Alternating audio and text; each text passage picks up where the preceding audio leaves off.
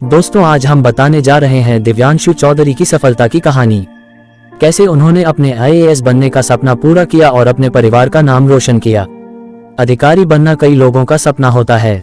ऐसे कई लोग हैं जिनके पास फुल टाइम सिक्योर जॉब है, फिर भी वे अधिकारी बनने के अपने जुनून का पीछा करते हैं।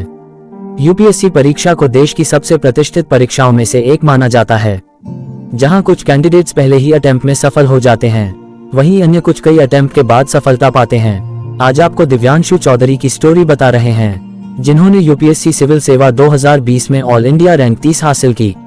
उनके पास बैंक की अच्छी नौकरी थी, लेकिन यूपीएससी उनके मन में था। उनकी स्ट्रेटजी इतनी सटीक थी कि दूसरे अटेम्प्ट में ही उन्हें सफल हो गए। दिव्यांशु राजस्थान के जयपुर से ताल्लुक रखते हैं। उन्होंने अपनी स्कूली शिक्षा जयपुर से की। इंटरमीडिएट के बाद उन्होंने इलेक्ट्रिकल और इलेक्ट्रॉनिक्स इंजीनियरिंग में बीटेक की डिग्री हासिल की, जिसके बाद उन्होंने आईआईएम कोलकाता से एमबीए की डिग्री प्राप्त की। फिर एक बैंक में नौकरी करनी शुरू कर दी। 1 साल तक काम करने के बाद उन्होंने यूपीएससी की परीक्षा देने का फैसला किया, जिसकी तैयारी के लिए वे दिल्ली आ गए। दिव्यांशु ने पहले तय किया था कि उनके पास ऑप्शनल सब्जेक्ट मैथ्स होगा, क्योंकि यह एक स्कोरिंग सब्जेक्ट था।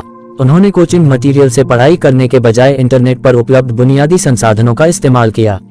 उन्होंने जितना हो सका रिवीजन भी किया और 80 से 100 मॉक टेस्ट पेपर हल किए। इन 3 बातों को ध्यान में रखते हुए उन्होंने यह मानकर मेहनत की कि प्रीलिम्स परीक्षा पर भी विशेष फोकस होना चाहिए। यदि आप पहले चरण में बेहतर करेंगे तो आपका आत्मविश्वास बढ़ेगा। दिव्यांशु का मानना है कि यूपीएससी की तैयारी के दौरान आपको कड़ी मेहनत करनी होगी।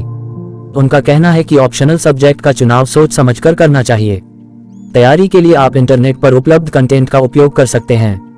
दिव्यांशु के अनुसार यूपीएससी एग्जाम को क्रैक करने के लिए रिवीजन और राइटिंग प्रैक्टिस बहुत जरूरी है।